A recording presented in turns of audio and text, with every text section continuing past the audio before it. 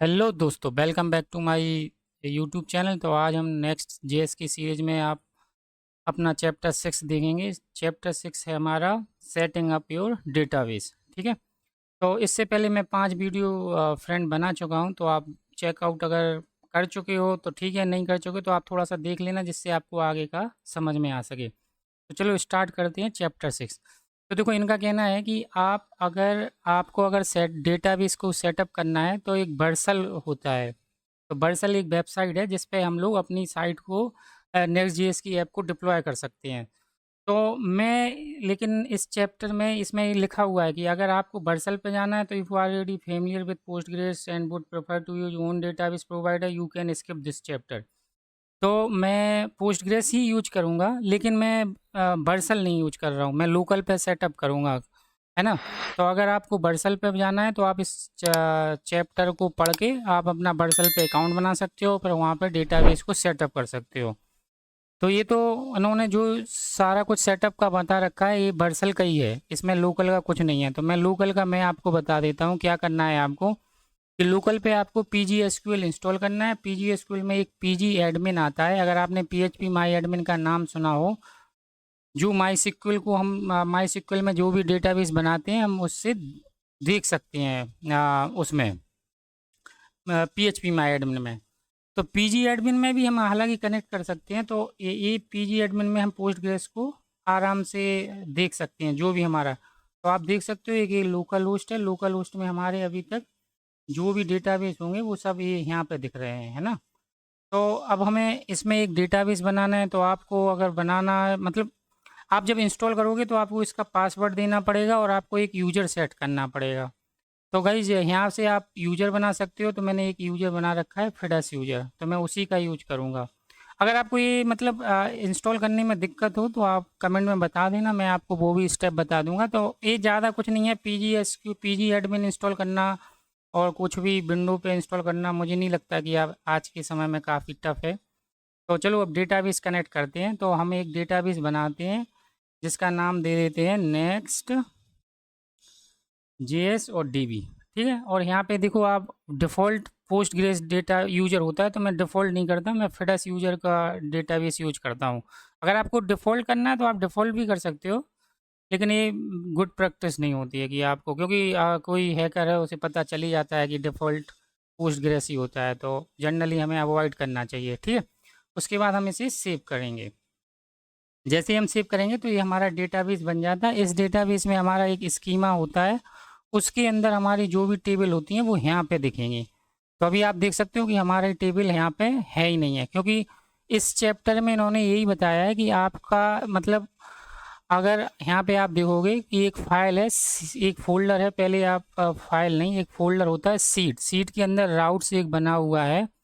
यहाँ पे आप देख सकते हो इन्होंने क्या किया है कि 4 टेबल बना रखी हैं और उन 4 टेबल में डेटा को इंपोर्ट करा रखा है, जिससे क्या है कि आप कोई आगे की जो पेज देखेंगे तो आपको उसमें डेटा मिलेगा, क्योंकि अभी डेटा है नहीं है। तो हम अगर डेटाबेस से कनेक्ट करके अगर इंपोर्ट कर लेंगे तो हमारे पास डेटा आ जाएगा।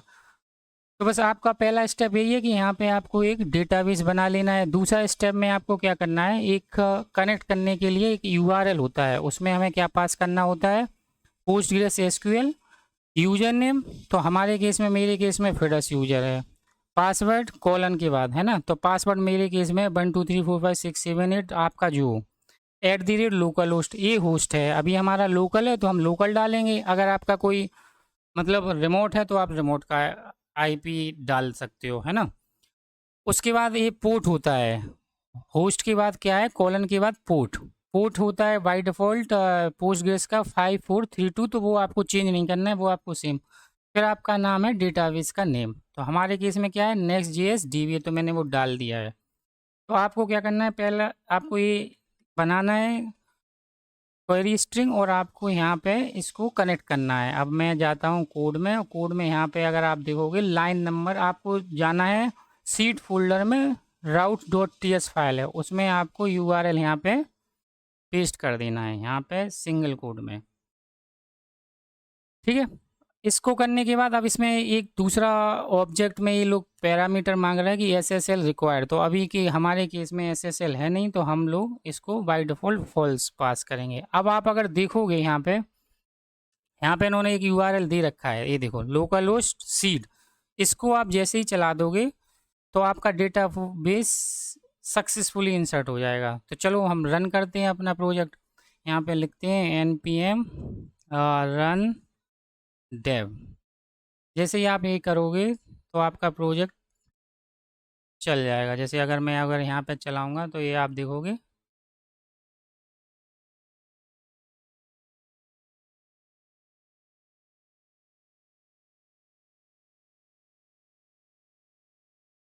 हाँ, ये चल रहा है ये, ठीक है। तो जैसे ये चल जाएगा फिर इनका कहना है कि आप यहाँ पे सीड वाले URL को चला दो। तो हम यहाँ पे क्या करते हैं, यहाँ पे ये सीड कर देते हैं। यहाँ पे सीड का मतलब ये होता है कि हमारा डेटाबेस मतलब डेटाबेस की जो टेबल है उनमें हमारे में टेबल बन जाएंगी और डेटा भी आ जाएगा। अगर आप अभी देख रहे होगे कि टेबल के अंदर अभी देखो यहाँ पे कुछ भी नहीं है, ब्लैंक है। अगर यहाँ पे आप देखोगे अभी कुछ नहीं है। जैसे ही हम इसको करेंगे तो ये बन जाएगा। जैसे अगर मैं इस पर क्लिक करूँगा सीड, ये देखो ये यहाँ पे कुछ एरर दे दी है, वैसे ये एरर आनी नहीं चाहिए थी। हाँ, ये हो गया है ना, डेटाबेस सीडेड सक्सेसफुली। तो ये हमारा चल चुका है। अगर आप इसे आप रिफ्रेश करोगे तो ये देखो फ्रेंड 4 टेबल बन गई, कस्टमर, इनवाइस। अगर आपको इनका डेटा देखना है तो डेटा भी आ गया होगा। यहाँ पे अगर आप देखोगे डेटा काउंट रो, व्यू, ऑल रो, है ना। तो ये देखो सब में डेटा होगा। जैसे अगर मैं पहले कस्टमर में आया तो ये देखो कस्टमर का डेटा है ना। और फिर हमारा हम देखेंगे इनवाइस, कुल मिला के मतलब ये है कि ये हमारा सारा डेटा आ गया होगा। अब देखते हैं, जैसे इनवाइस का आ गया, रेवेन्यू का भी आ गया होगा, क्योंकि सक्सेसफुली का मैसेज का मतलब ये है कि कोई एरर नहीं आई है। ये देखो रेवेन्यू का भी आ गया और यूज़र का भी लास्ट देख ही लेते हैं। ठीक है फ्रेंड, तो ये यूज़र का भी आ गया। तो बस ये हमारा मतलब काम हो गया। कि ये देखो इन्होंने बोला डेटाबेस सीड अगर आ जाएगा आपका तो ये आपका डेटाबेस इंपोर्ट हो गया। ठीक है फ्रेंड, अगर आपको लोकल पे नहीं करना है तो आप बर्सल के जो स्टेप हैं उनको फॉलो कर सकते हो। ठीक है फ्रेंड, तो नेक्स्ट चैप्टर हमारा रहेगा फैचिंग डेटा। तो अभी ये डेटा केवल हमारा टेबल में गया है, अभी आपका उन्होंने कहीं पर दिखाने का कोड नहीं किया है, वो है 7 चैप्टर में। तो हम अगली वीडियो में मैं उसे बताऊंगा कैसे फैच करना है डेटा। सिर्फ अभी के केस में मुझे आपको यही बताना था कि आपको सिर्फ 2 स्टेप करने हैं। एक तो यहाँ पे आपको अपना URL बना के डाल देना है, इस URL को मैं कमेंट बॉक्स में दे दूंगा आपको। और यहाँ पे SSL को रिक्वायर की जगह आपको फाल्स कर देना है। और फिर उसके बाद आपको यहाँ पे सीड चला देना है स्लैश करके, है ना। वो आपको यहाँ मिल जाएगा, अदरवाइज मैं भी उसे कमेंट बॉक्स में डाल दूंगा। ठीक है फ्रेंड, तो अगर आपको वीडियो अच्छी लगी हो तो प्लीज़ लाइक करें, सब्सक्राइब करें एंड शेयर करें। Thank you friend.